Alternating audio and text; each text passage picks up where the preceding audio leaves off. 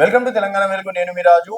So తెలంగాణలో నూతన అధ్యక్షుడు ఎవరు, ఎందుకు ఇప్పుడు అంటే ఆల్రెడీ బీసీ యుద్ధ పేరు పైన అంటే బీసీ కులగణన కూడా జరిగిపోయింది. బీసీలకు సంబంధించి కూడా కొన్ని లెక్కలు రావడం అనేది కూడా జరిగింది. దాదాపుగా ప్రభుత్వ లెక్కల ప్రకారం 47% వరకు ఉన్నారు. సో ఇంకా ముస్లిం జనాభాను కలుపుకుంటే 57% వరకు బీసీ జనాభా ఉంది.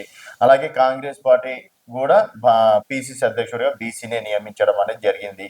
అయితే ఇప్పుడు మరి భారతీయ జనతా పార్టీలో గతంలో బీసీ ముఖ్యమంత్రిని చేస్తామని చెప్పేసి కూడా వాళ్ళు డైరెక్ట్ ఓపెన్ గానే చెప్పారు, నా మోడీ గారితో సహా. మరి ఇప్పుడు బీసీనే రాష్ట్ర అధ్యక్షుడిగా చేస్తారా? సో దీంట్లో దాదాపుగా కొన్ని పేర్లు రావడం అనేది జరిగింది. అందులో బీసీలకు సంబంధించి చూసుకున్నట్టయితే ఈటెల రాజేందర్ గారి పేరు ప్రధానంగా వినిపిస్తుంది. మల్కాజ్గిరి ఎంపీగా తను గెలవడం అనేది జరిగింది. తర్వాత కేసీఆర్ క్యాబినెట్ లో 2 సార్లు మంత్రిగా కూడా చేశారు, అనుభవం ఉంది. దాదాపుగా 25 సంవత్సరాలు సీనియర్ రాజకీయ నాయకుడిగా కూడా ఈటెల గారి పేరు బలంగా వినిపిస్తుంది.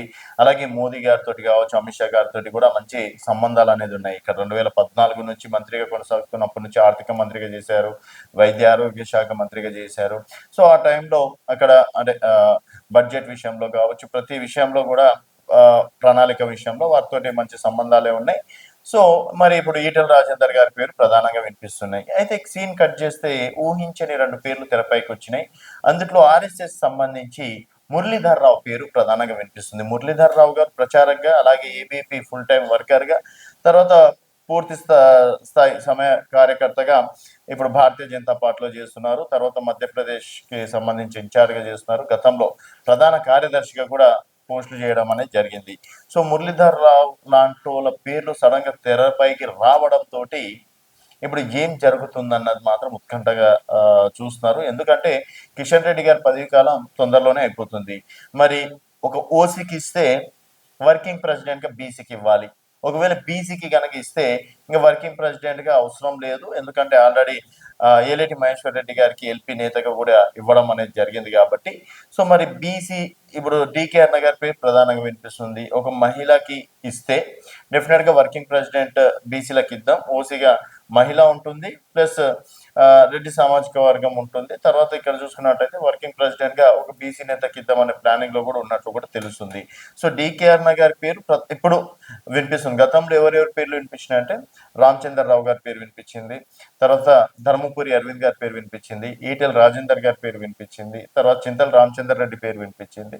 సో మళ్ళీ ఒకవేళ కంటిన్యూ చేస్తే కిషన్ రెడ్డి గారు, బండి సంజయ్ కి వీళ్ళ పేర్లు అయితే ప్రధానంగా వినిపించడం అనేది జరిగింది. మరి ఇప్పుడు సడన్ గా వీళ్ళిద్దరు పేర్లు తెరపైకి రావడం గల కారణాలు ఏంటి? వెనకాల నిజంగా ఆర్ఎస్ఎస్ ఏమన్నా నడిపిస్తుందా? అండ్ ఇలాంటి సమయంలో ఒక అనుభవం కలిగినటువంటి నాయకుడికి ఇస్తేనే రేవంత్ రెడ్డిని ఎదుర్కోగలుగుతారు. రేవంత్ రెడ్డిని ఎదుర్కోవాలంటే పొలిటికల్ గా చాలా ఆచితూచి అడుగులేసినటువంటి నాయకులు కావాలి. అలాగే ఇప్పుడు కేసీఆర్ కూడా రంగంలో దిగుతున్నారు కాబట్టి ఇప్పుడు బీసీ ఫీలింగ్ కూడా జనాల లోపల ఎక్కువగా వచ్చింది. కులగణన కూడా చేశారు కాబట్టి డెఫినెట్ గా బీసీలకు అయితేనే భారతీయ జనతా పార్టీకి బెటర్ చాయిస్ అంటున్నారు.